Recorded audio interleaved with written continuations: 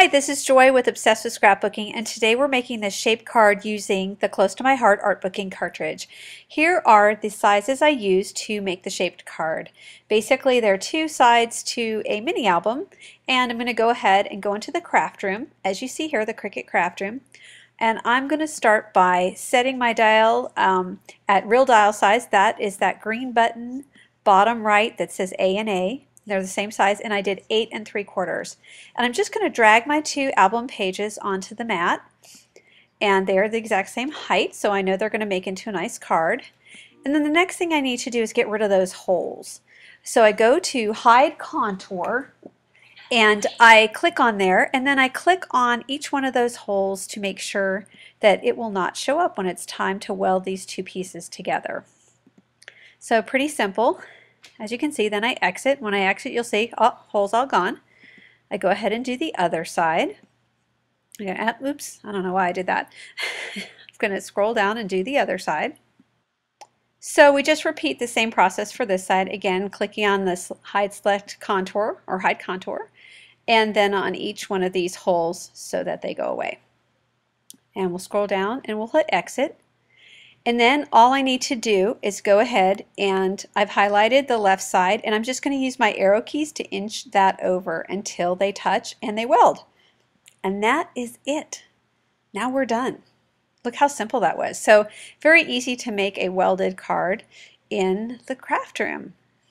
Next, we're going to get on to cutting out the different items that went on the front of this card. And as you can see, I've got some things cut at 1 inch real dial size, and then some things cut at 11 inches. The 11-inch one is because it's layered, and it actually cut out at a nice size, so no big deal.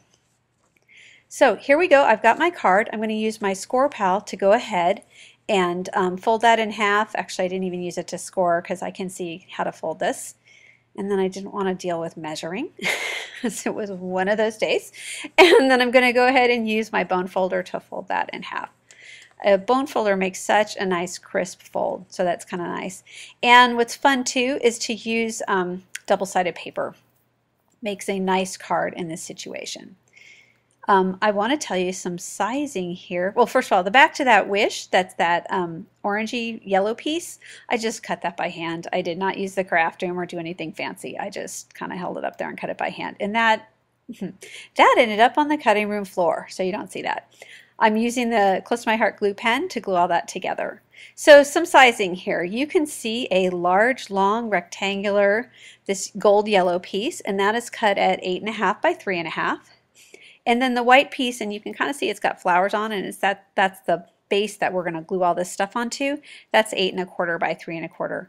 All this paper is from a paper pack by Close to My Heart that was called Dream Pop, and unfortunately it's retired, so I'm sorry to tell you that. But it's really funky and it's really loud, but I thought this would kind of be a good teen birthday card, so that's what's going on here.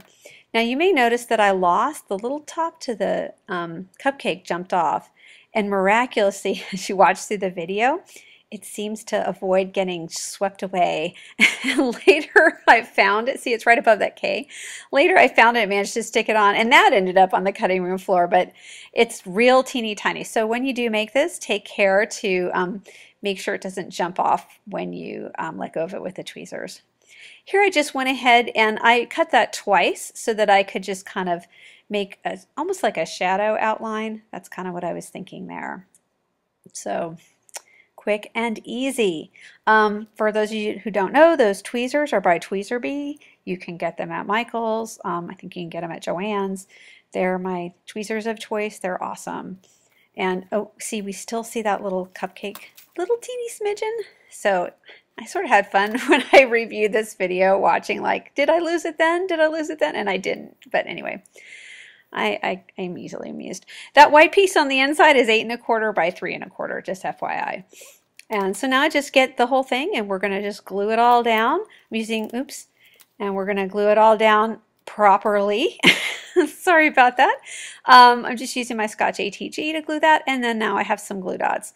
I just thought I'd pop up, I'm sorry my head's in the way, I just thought I'd pop up that cupcake, and that would just give a little interest to the front of the card. It's not popped up too much, not really a big deal.